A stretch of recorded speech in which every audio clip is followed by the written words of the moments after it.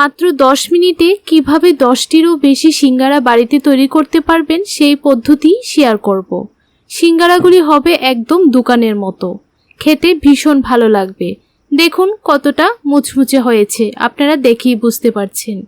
এখন আর বাজার থেকে সিঙ্গারা কিনে এনে খাবার কোনো প্রয়োজন নেই। খুব সহজেই বাড়িতেই আপনারা এই সিঙ্গারাগুলি বানিয়ে নিতে পারবেন। আর যারা সিঙ্গারার শেপগুলি দিতে খুবই অসুবিধা হয়, পুরো রেসিপিটি শেষ পর্যন্ত দেখুন, আশা করছি আপনাদের উপকার হবে।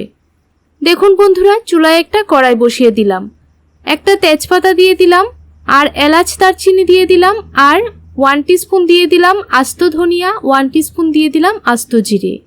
ভালোভাবে শুকনো মশলাগুলিকে একটু ভেজে নিয়েছি।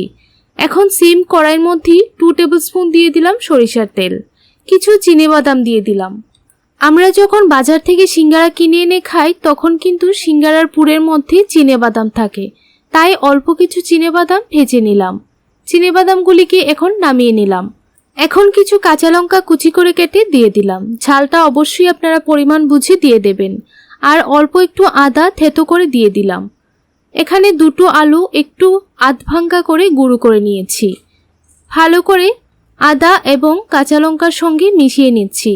একটু সময় ভেজে নিতে হবে, প্রায় 2 মিনিটের মতো নাড়াচাড়া করে ভেজে নিতে হবে। এখন স্বাদ অনুযায়ী দিয়ে দিলাম নুন, আর অল্প একটু চিনি দিয়ে দিয়েছিলাম। 1/2 টিস্পুন দিয়ে দিলাম হলুদ গুঁড়ো, 1/2 টিস্পুন দিয়ে দিলাম কাশ্মীরি লঙ্কা গুঁড়ো। ভালো করে সবগুলি উপকরণ আবারও কিছুক্ষণ সময় মিশিয়ে নিতে হবে। গ্যাসের ফ্লেমটাকে মিডিয়ামে রেখে আলুগুলিকে একটু ভেজে নিতে হবে। এইভাবে যদি আলুর পুরটা আপনারা ভেজে সিঙ্গারার মধ্যে দেন তাহলে কিন্তু খেতে একদম দোকানের মতো হবে। দেখুন ভালো করে ভেজে নিয়েছি। এখন ভাজা মশলার গুঁড়োটা দিয়ে দিলাম। আমি শিলনোড়ায় ভাজা মশলাটা গুঁড়ো করে নিয়েছি। ভালোভাবে মশলাটা দিয়ে নাড়াচাড়া করে মিশিয়ে নিচ্ছি। আবারও 1 মিনিট ভেজে নিয়েছি। এখন ভেজে রাখা চিনেবাদামগুলি দিয়ে দিলাম। চিনেবাদামগুলি দিয়ে ভালো করে মিশিয়ে নিতে হবে। দেখুন আলুর পুরটা একদম তৈরি হয়ে গেছে। এখন একটা প্লেটের মধ্যে নামিয়ে নেব। অল্প একটু কাসুরি মেথি দিয়ে দিলাম। কাসুরি মেথিটা অপশনাল, আপনাদের পছন্দ না হলে স্কিপ করে নিতে পারেন, তবে দিলে কিন্তু ফ্লেভারটা খুবই ভালো আসে। এখন একটা বাউল নিয়ে নিলাম, 1 কাপ দিয়ে দিলাম ময়দা, আর সিঙ্গারাগুলি একটু ক্রিস্পি হওয়ার জন্য 2 টেবিলস্পুন দিয়ে দিলাম সুজি, আর অল্প একটু কালো জিরে দিয়ে দিলাম। হাতের মধ্যে একটু ক্রাশ করে জোয়ান দিয়ে দিলাম, আর স্বাদ অনুযায়ী দিয়ে দিলাম নুন। নুনটা দিয়ে ভালোভাবে শুকনো উপকরণগুলিকে একটু সময় মিশিয়ে নিতে হবে। দেখুন মিশিয়ে নিয়েছি। এখন 2 টেবিলস্পুন দিয়ে দিচ্ছি সাদা তেল। ময়দাটা ময়ানের জন্য তেলটা একটু বেশি করে দিতে হবে, তাহলে কিন্তু সিঙ্গারাগুলি খুবই খাস্তা হবে। আর অবশ্যই কিন্তু ময়ানটা খুব ভালো করে দিতে হবে। দেখুন হাতের সাহায্যে এইরকমভাবে ঘষে ঘষে ভালোভাবে ময়দাটা মেখে নিতে হবে। ভালো করে ময়ান দেওয়া হয়ে গেছে। এখন অল্প অল্প জল দিয়ে একটা ডো তৈরি করে নেব। আর এখানে কিন্তু আমি রুম টেম্পারেচারে রাখাই জল ব্যবহার করছি। আপনারা কিন্তু অবশ্যই নর্মাল ঠান্ডা জল দিয়ে ডোটা তৈরি করবেন। দেখুন জলটা দিয়ে ভালোভাবে ডোটা তৈরি করে নিয়েছি। এখন 10 মিনিটের জন্য রেস্টে রেখে দেব। যেহেতু আমি ময়দার মধ্যে সুজি দিয়েছি, তাই 10 মিনিট রেস্টে রাখলে কিন্তু সুজিটা ভালোভাবে ফুলে উঠবে। দেখুন 10 মিনিট পর ফিরে আসলাম। এখন ডোটাকে 2টি ভাগে ভাগ করে নিলাম। একটা লেচি নিয়ে নিলাম, রুটির মতো পাতলা করে বেলে নিচ্ছি। আমরা রুটি যেই রকম ভাবে বেলি ঠিক সেই রকম ভাবেই পাতলা করে বেলতে হবে।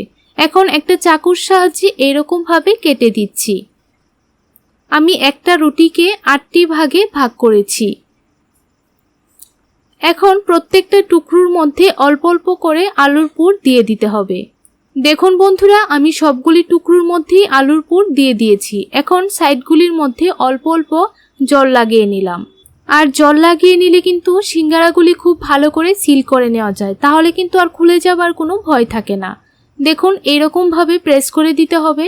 তারপর এখানে একটু জল লাগিয়ে অপর সাইডটাও ঠিক এইরকম ভাবে এখানে লাগিয়ে দিতে হবে। আপনারা একটু লক্ষ্য করলে বুঝতে পারবেন যে কিরকম ভাবে আমি সিঙ্গারাগুলি তৈরি করেছি। দেখুন একটা সিঙ্গারা তৈরি করা হয়ে গেছে। সেম ভাবে সবগুলি সিঙ্গারাই তৈরি করে নেব। এখন একটা কড়াই বসিয়ে পরিমাণ মতো তেল গরম করে নিয়েছি। সবগুলি সিঙ্গারা এক এক করে দিয়ে দিচ্ছি। গ্যাসের ফ্লেমটাকে মিডিয়ামে রেখে সিঙ্গারাগুলি লাল করে ভেজে নিতে হবে। আর কিছুক্ষণ পর এইরকমভাবে উল্টিয়ে পাল্টিয়ে সব সাইড থেকেই ভেজে নিতে হবে। খুব সহজেই কিন্তু আপনারা বাজারের মতো সিঙ্গারা ঘরেই তৈরি করে নিতে পারবেন। খেতে একদম কিন্তু দোকানের মতো হয়। একবার অবশ্যই বাড়িতে ট্রাই করে দেখবেন। বন্ধুরা, সিঙ্গারার এই রেসিপিটি আপনাদের কেমন লাগলো কমেন্ট করে জানাতে একদম ভুলবেন না। ভালো লাগলে ভিডিওটিতে একটা লাইক করে দেবেন। দেখুন, একটা প্লেটের মধ্যে সসের সঙ্গে সার্ভ করে নিলাম।